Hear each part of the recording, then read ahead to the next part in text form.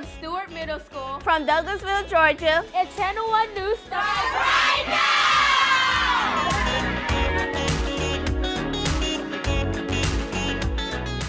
Stewart Middle School kicking us off and taking part in a fierce speech competition. That's coming up. I'm Ariel Hickson, and here we go. Now, first up, round and round it goes. Where it drops, nobody knows. China abandoned its space station back in 2016, and as we know, what goes up must come down. Right now, the space station, which is about the size of a school bus, is spinning out of control and hurtling toward planet Earth. It gradually slows down over time and slows down till eventually it's not going fast enough to stay in orbit.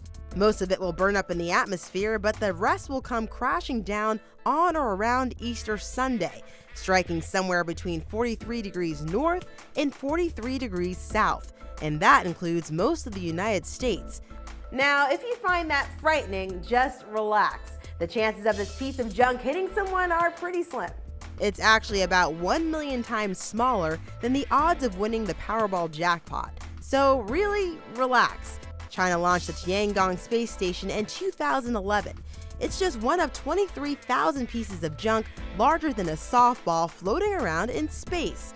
The large junk is all tracked by the US government, but there is also an estimated 500,000 pieces of small junk up there as well. As for the Tiangong and its crashing arrival into Earth, that is still up in the air, so keep looking up. Okay, here's a cool stat. 74% of people have a fear of public speaking. And I hate to admit it, but at one point it was even a big fear of mine. Now, one school is working to eliminate that fear by tackling public speaking head on with a friendly competition. Keith Kosinski shows us more. I'm gonna be nervous and kind of scared. These students from Stewart Middle School in Douglasville, Georgia are about to face their fears.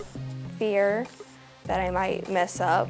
They're getting ready to compete in the 4-H Cloverleaf District Project Achievement Competition. And I'm going to be talking to you about where students research a topic and give a speech or performance. So I decided to stop by this Channel 1 school and show my support. But sometimes it's easier said than done. The first couple of times I got my tail kicked pretty bad. Sherry Sutton is a teacher at Stewart Middle School. But you did an excellent job. Good job. But to many of these kids here, she means much more. What are some of the obstacles that some of these students face?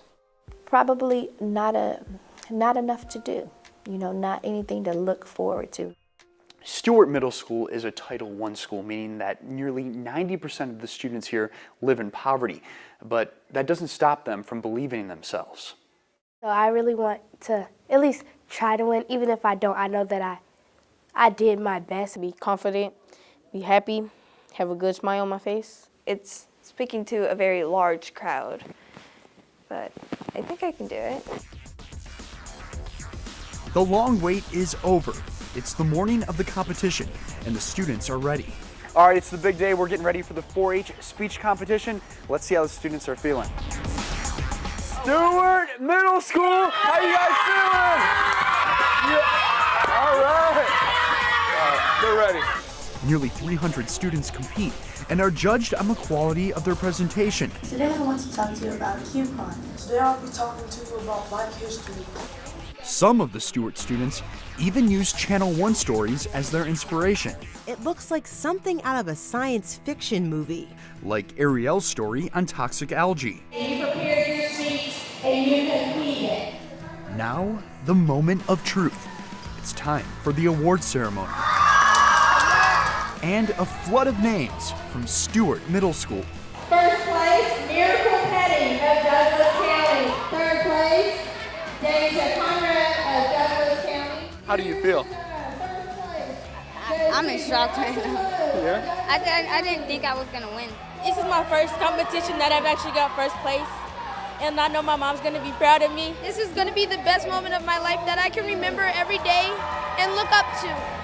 35 Stewart students walked away with medals around their neck, with a newfound confidence, defying the odds and overcoming their biggest fears. Keith Kosinski, Channel 1 News. Very cool. Now, after the break, the fastest car you've ever seen.